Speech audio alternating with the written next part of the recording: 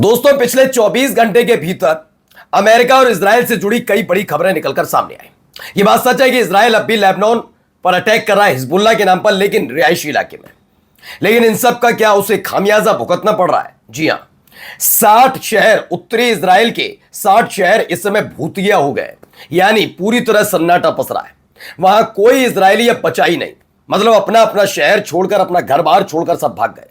वजह हिजबुल्लाह की तरफ से किया गया अटैक। वो इजराइल जो बफर जोन के नाम पर दक्षिणी लेबनान पर कब्जा करना चाहता था, अपना उत्तरी इजराइल नहीं बचा पा रहा। खबर यही नहीं, खबर यह है कि हिजबुल्लाह ने इजराइल के एक हेलीकॉप्टर को उड़ा दिया। मिलिट्री कॉन्वे थी, यानी बहुत सारे सैनिक टैंक के साथ जा रहे तो उन्हें उड़ा दिया। और बुरी खबर तो अमेरिका के लिए अभी आई, एक एफ श्रेणी के एक और जेट को मार गिराया गया है। परेड निकालता है ईरान, और जैसे ही वो परेड निकलकर सामने आती है, ट्रंप कहते हैं कि ईरान की सेना भी खत्म नहीं हुई। जी हां, जो कल तक कह रहे थे आर्मी खत्म, नेवी खत्म, एयरफोर्स खत्म, आज कह रहे हैं नहीं, ईरान की सेना मजबूत है। नमस्कार, मैं हूं प्राजपल गौतम और आप देख रहे हैं न्यूज सर्किल। पहले ये खबर देखिए, चीन ने खुद कंफर्म किया है, बताया है कि अमेरिका का F-22 जेट है, ये मार गिराया गया। Reports confirm by China state that Iran destroyed US F-22 Raptor jets. इसमें दावा है कि हमला हुआ है और F-22 नाम का जो इनका फाइटर जेट है वो मार गिराया गया है। ऐसे वक्त में जब तनाव लगातार चल रहा है, अभी ये युद्ध अगर एक फुल फ्लेज जो युद्ध होता है वो 40 दिन जो चला वो वैसा माना जाता है। जो 28 फरवरी को हमले के बाद 8 अप्रैल तक चला उसे फुल फ्लेज माना जाता है। लेकिन फिलहाल छिटपुट घटनाएं लगातार हो रही हैं। ईरान पर अटैक, ईरान अटैक कर देता है कुवैत पर, कुवैत में अमेरिकी बेस पर, फिर कोई ड्रोन मार गिराया जाता है, कभी जेट मार गिराया जाता है, कभी ये कसम आइलैंड पर हमला करते हैं, वहां पर इनके माइक्रो ड्रोन मार गिराए जाते हैं। तमाम चीजें हो रही हैं, वो दिखा भी रहे हैं आपको। अब एक और F-22 नाम का फाइटर जेट मार गिराया। अब इसमें कुवैत से निकलकर भी तस्वीर निकलकर सामने आई है। ये ड्रोन है जो वहां खड़े हुए थे, ऐसे कई दर्जनों ड्रोन वहां पर, दर्जनों नहीं बहुत सारी तादाद में रखे थे। सामने बिल्डिंग भी आपको नजर आ रही होगी, उस पर देखिए कुवैत का झंडा है, अमेरिका का झंडा है। नहीं, कुवैत का ये अली अल सलेम एयरबेस है। इससे पहले सैटेलाइट तस्वीरें निकलकर आई थी जब ईरान ने पलटवार किया था और कुवैत में बने हुए इस अमेरिकन बेस को उड़ा दिया था। उसमें तब कुवैत की तरफ से एक तरह से पाबंदी थी कि इस तरह की तस्वीरें बाहर ना जाएं। पहले सैटेलाइट तस्वीरें निकलकर सामने आई और अब वहां से भी तस्वीरें निकलकर सामने आ रही हैं। दावा है कि इनको भारी नुकसान का सामना अली अल सलेम एयरबेस पर उठाना पड़ा जब कुवैत पर ताबड़तोड़ हमले हुए। यानी कुवैत का वो दावा जिसमें उन्होंने कहा था कि उन्होंने ईरान के मिसाइल और ड्रोन को मार गिराया है, लेकिन क्या वाकई ऐसा हुआ? कुछ मार गिराए होंगे या ज्यादातर इसमें गिरे। फिलहाल इसकी स्थिति इस तस्वीर से स्पष्ट होती है। अब ट्रंप को क्यों कहना पड़ रहा है कि ईरान की सेना मजबूत है, जरा सुनिए। 100%. Their military, we sort of left it alone because we think that their military is somewhat moderate. They have other people that aren't moderate. We've taken तो अब ट्रंप ये कह रहे हैं भाई, ट्रंप का ताजा दावा कि उनके हमलों से ईरानी सेना को कोई खास नुकसान नहीं हुआ है। खास नुकसान नहीं हुआ, अब ये ट्रंप कह रहे हैं कि ईरान के सेना को कोई खास नुकसान नहीं हुआ, हमने असल में उनकी सेना को अकेला छोड़ दिया। लोग ये सुनकर हैरान होंगे। इससे पहले क्या दावा था? सेना खत्म कर दी, वायुसेना, नेवी खत्म कर दी, सारे जहाज डुबो दिए। अच्छा, ये क्यों कहना पड़ा? क्योंकि अब तक हमने खुर्रम शहर और जो शाही ड्रोन है उसका हमने प्रदर्शनी परेड देखी, लेकिन अब परेड किसकी देखी? परेड देखिए जरा, ये जो है ना, ये सबसे ज्यादा ट्रंप की आंखों में चुभती है तस्वीर, ये वाला उपकरण जो है।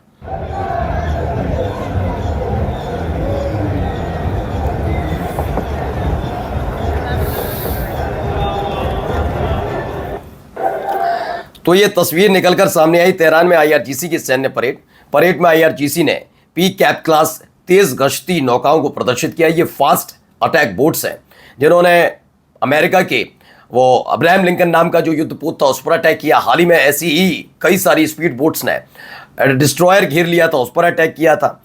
अब इसमें है कि जिन्हें नसर 1 एंटी शिप क्रूज मिसाइल से लैस कर दिखाया गया। नसर 1 मिसाइल कम दूरी की एंटी शिप क्रूज मिसाइल है जिसे छोटे युद्धपोतों और समुद्री लक्ष्यों को निशाना बनाने के लिए विकसित किया गया। IRGC की नौसैनिक क्षमता विशेष रूप से Persian gulf, straight of Hormuz में समुद्री अभियानों के लिए महत्वपूर्ण मानी जाती है और इससे भारी नुकसान अमेरिका की सेना को उठाना पड़ा है। यह आंखों में चुभती रही। इसी तरह की जो स्पीड बोट्स हैं उसे डुबोने का दावा लगातार किया जाता रहा था अमेरिका की तरफ से, लेकिन अब तस्वीरें निकलकर सामने आ रही है तो भौचक्के हैं। यही नहीं, हिजबुल्लाह की तरफ से जो अटैक कर रहे हैं उसकी ताज़ा तस्वीर देखिए। गुनगुनी धूप में अपनी पीठ, अपना देह सेकने के लिए बैठे थे बीच पर, लेकिन अचानक से कई ड्रोन घेर लेते हैं और सारे के सारे इजरायली जिस हालत में होते हैं वैसी हालत में भाग खड़े होते हैं। देखिए वीडियो।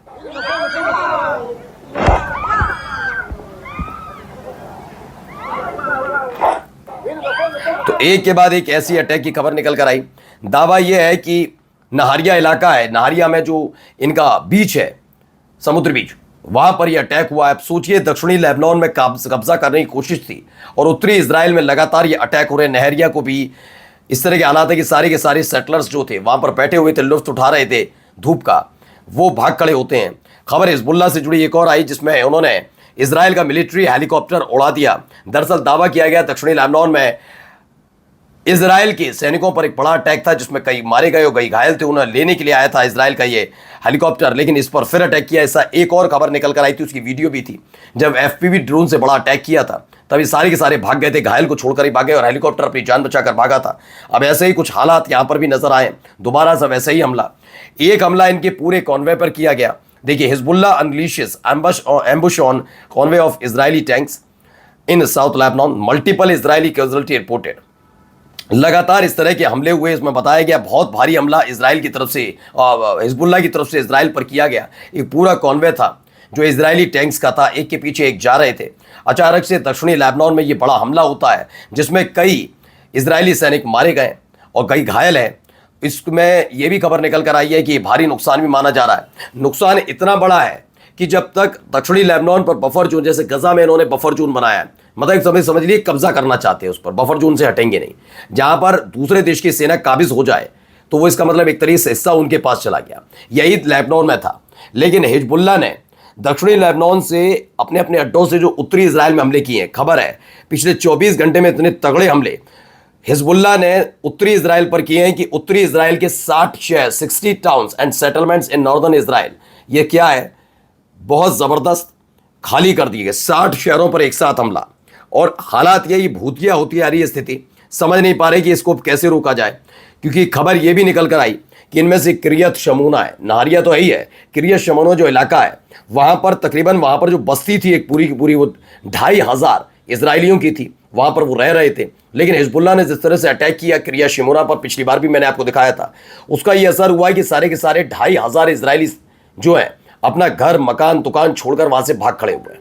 इन हमलों को रोकने में पूरी तरह से इजराइल नाकामयाब साबित हुआ और उसका असर यही देखने को मिला कि यहां से भाग खड़े होते हैं। यह भी एक खबर निकल कर आई और जाते आते जरा आपको खबर दिखाता हूं। ये देखिए कितना जबरदस्त अटैक है।